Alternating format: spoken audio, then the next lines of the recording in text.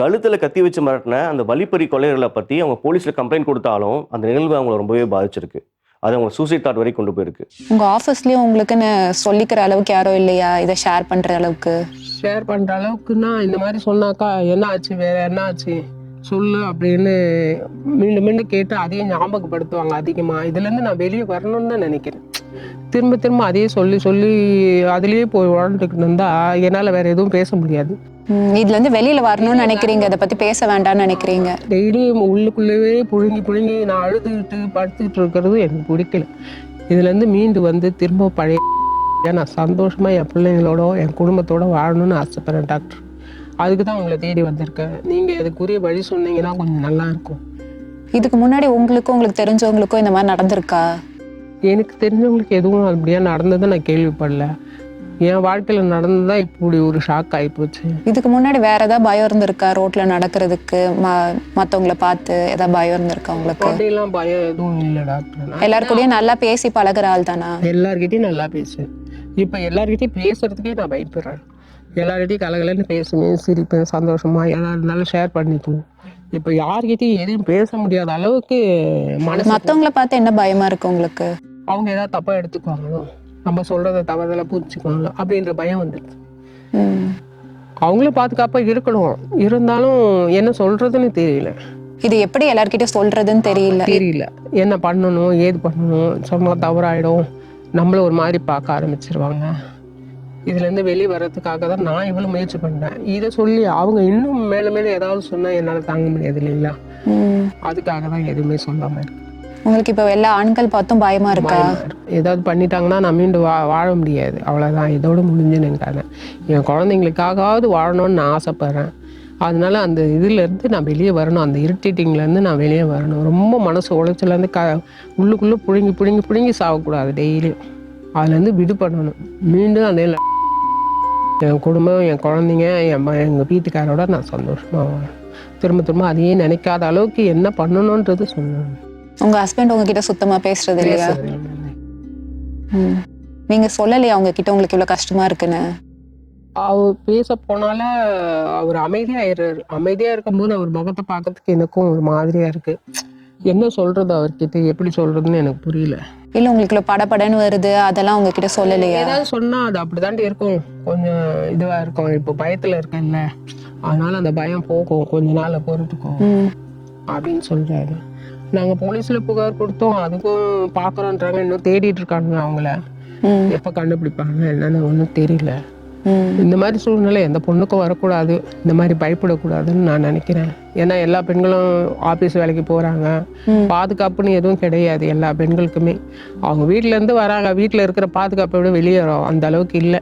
ஏன்னா தன்னை காப்பாத்திக்கிற அளவுக்கு எந்த பொண்ணுக்கும் தைரியமோ போர்ஸோ கிடையாது. பேசுவாங்க தைரியமா, எல்லா வாய்ஸோட எல்லாம் பேசலாம். ஆனா தன்னை காப்பாத்திக்கிற அளவுக்கு என்னதான் தெம்பு இருந்தாலும் 2 பேர் 3 பேர் சேர்ந்து ஒரு ஆண்கள் அந்த மாதிரிலாம் கழுத்துல செயினு கத்திய வச்சாக்கா ஒண்ணுமே பண்ண முடியாது. இழுத்து ஜிம்முன்னு தன்னை காப்பாத்திக்கிறதுக்கு போராடுறதுக்கு அந்த பெண்களுக்கு தைரியம். அதுதான் இப்ப நான் பாதிக்கப்பட மாதிரி எந்த பெண்களும் பாதிக்கப்படக்கூடாது. புரியுது. இதனால உங்க பொண்ணையும் வெளில விடுறதுக்கு யோசிக்கிறீங்களா? அவ இப்போ படிக்கிறதுக்கு போறா, வந்துடுறா. அக்கம் பக்கத்துல நான் போன் பண்ணி கேட்டுக்குவேன், அம்மா வந்துட்டாளா, என்ன பண்றா, வீட்டுல தானே இருக்கா, வெளியே போகாம பாத்துங்க. ஏன்னா வெளியே போறதுக்கு 6 மணி 7 மணி ஆனாலும் வெளியே அனுப்புறது பெண்களுக்கு கஷ்டமா இருக்கு. ஏதாவது ஆயிடுமோ என் பொண்ணுக்கும் அப்படின்னு. அதனால அவங்களே நீங்க தடுக்கிறீங்களா வெளியில போறதுக்கு? இதுல இருந்து வெளியில வர்றதுக்கு நீங்க என்ன முயற்சிகள் எடுத்தீங்க? வீட்டில் ஏதாவது பாட்டு கேட்குறது, ஃபோன் பார்க்கறது எப்படிதான் இருக்கேன். ஆனாலும் மனசு அதில் லயிக்க மாட்டேங்குது. என்னதான் இது பண்ணாலும் திரும்ப திரும்ப அந்த இதுக்கு தான் போகுது. அப்படி ஆயிடுச்சு, இப்படி ஆயிருக்காம இருந்தால் நல்லா இருந்திருக்குமோ, அந்த ஒரு நாள் வந்து இப்படி நம்ம வாழ்க்கை போராட்டி போடாமல் இருந்திருந்தா நம்மளும் நல்லா இருப்போம்ல. நம்ம அன்னைக்கு அவர் சொன்னதுனால தான் நம்ம பஸ் ஏறி வந்தோம். இல்லை அங்கேயே கொஞ்ச நேரம் ஆஃபீஸ்லேயே இருந்து அவரோடய வந்திருக்கலாமோ, எதுவும் நடந்திருக்காதுல இந்த அசம்பாவிதம். இதெல்லாம் தடுத்திருந்தா இதெல்லாம் நடக்காம இருந்திருக்குமோ யோசிச்சுட்டு இருக்கீங்களா? எல்லாரும் போல நம்மளும் வாழலாம் அப்படின்ற எண்ணத்தை நினைச்சு பார்த்தாலும் இப்படி நடந்துருச்சு, இதுக்கு என்ன பண்ணலாம், இதுல இருந்து எப்படி வெளியே வர? இந்த நடந்ததுல எது உங்களுக்கு ரொம்ப கஷ்டமா இருக்குன்னு நினைக்கிறீங்க? இந்த கழுத்துல கத்தியை வச்சு மிரட்டி, அந்த கத்தியை பார்த்தாலே இப்போ கூட எனக்கு கொலையெல்லாம் நடங்குதுங்க. அந்த கத்தியினுடைய இது பளபளன்னு இருக்கு பாருங்க, கழுத்துல வச்சுக்கு அது இது பண்ணது, அந்த சங்கிலி அறுத்தது, கழுத்துல இருந்து ரத்தம் அதிகமா வந்து உயிர் போய் உயிர் வந்து. அந்த கத்தி வச்சது உங்களை ரொம்ப மிரட்டினது, அந்த கத்தி வச்சு ஒருத்தன் மிரட்டினாங்க. நிஜம் பேசும் நிழல் இது, நீதி தேடும் குரல் இது, முகம் மறைத்து அகம் திறக்கும், உன் முன்னே நிற்கும் நிழல் இது, காயம் மாறும் களம் இது, உன் கண்ணீர் துடைக்கும் நிழல் இது, சத்தம் இல்லா சக்தி ஒன்று, உன் உள் மனம் பேசும் வழி இது.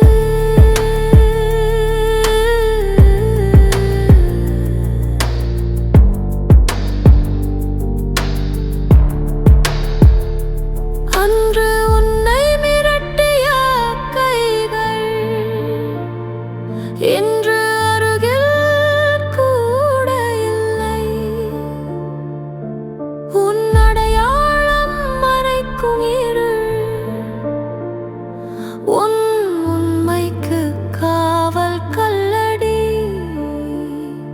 பயம் என்பது சங்கிலிதான், கைவிடு என்று கூப்பிடுது உள்ளம், படிப்படியா மூச்சு வாங்க இருட்டிலே தானே பிறக்கும் காலை, நிஜம்